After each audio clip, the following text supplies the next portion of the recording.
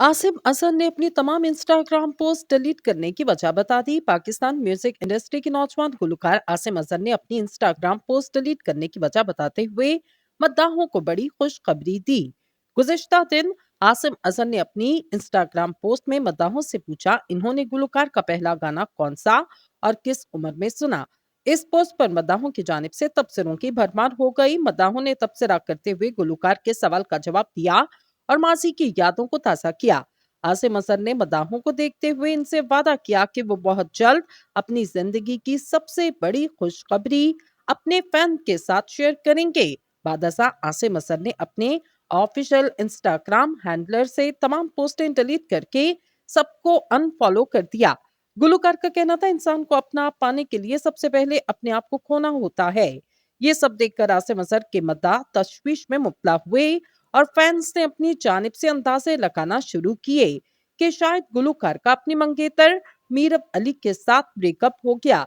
इस वजह से इन्होंने अपनी तमाम पोस्टें डिलीट की।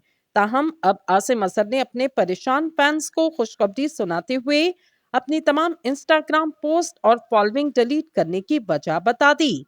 आसिम अजहर ने अपनी इंस्टाग्राम पोस्ट के जरिए बताया कि वो अपने म्यूजिक करियर की एक दहाई मुकम्मल करने के बाद अपना डेब्यू एल्बम बेमतलब रिलीज करने के लिए तैयार।